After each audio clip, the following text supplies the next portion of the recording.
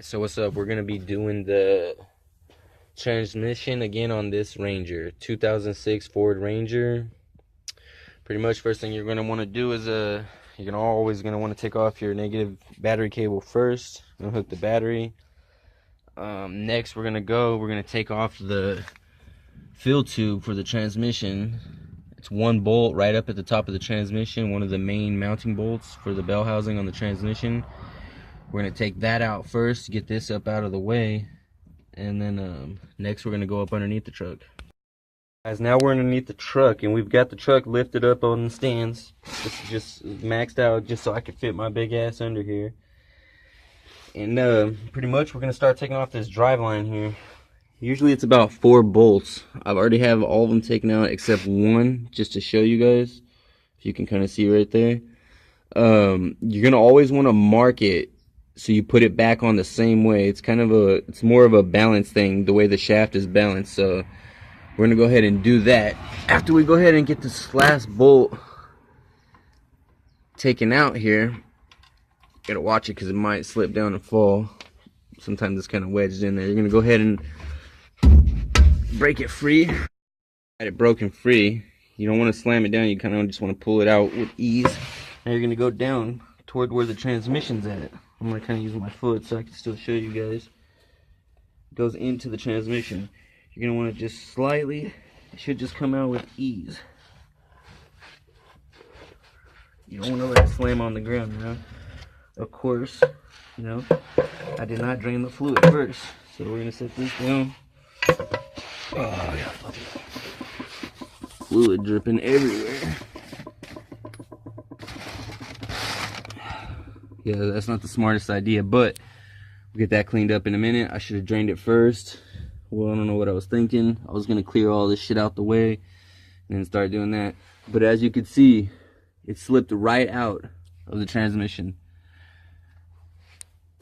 We're gonna go ahead and cover that up just so nothing gets inside of it, messes it up or anything like that. And we're gonna go ahead and pull this out, get it up out the way.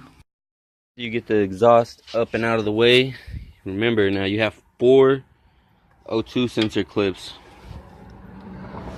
on this exhaust here for this 2006 Ford Ranger. Basically just unbolt it. You have your 2 bolts on each side of your exhaust manifold there, 2 back here after this cat to pull it down.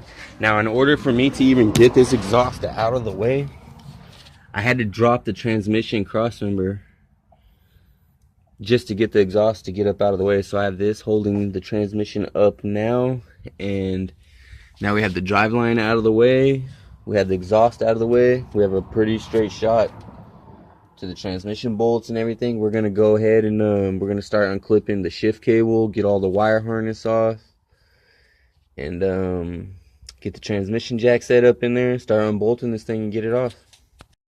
So for the transmission crossmember, you have 6 bolts, 3 on each side of the frame, plus the 2 for the transmission mount, which is here. Alright guys, and that's pretty much it.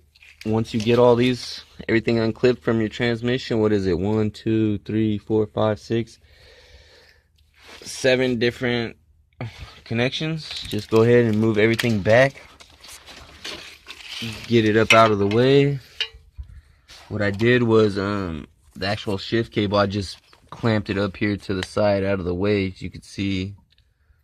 So everything is cleared now. We have everything away from the transmission. It's ready to be unbolted and removed. The next thing that I'm gonna do pretty much, first off, you guys can see this big ass fucking hole.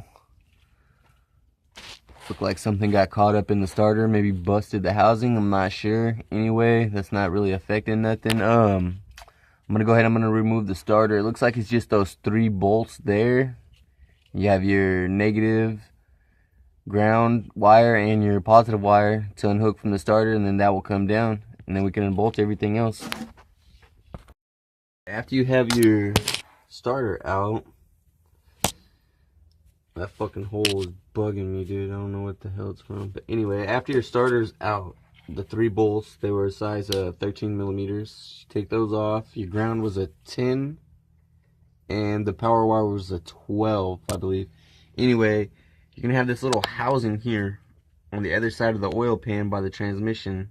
You're gonna take those two little bolts out there to remove that cover.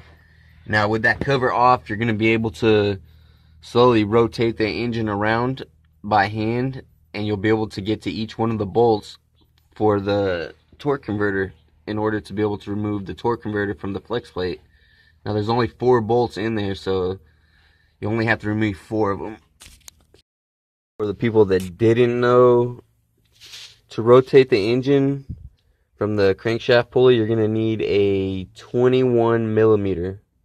And you'll be able to fit it up in there in between the fan, get inside the pulley there with your ratchet, and just rotate the engine over to remove each one of those 4 torque converter bolts. That's pretty much it, minus removing the 6 bolts that are mounted to the transmission bell housing, to the engine, and the 2 intercooler lines for the transmission. That's pretty much all you need to do to remove the transmission.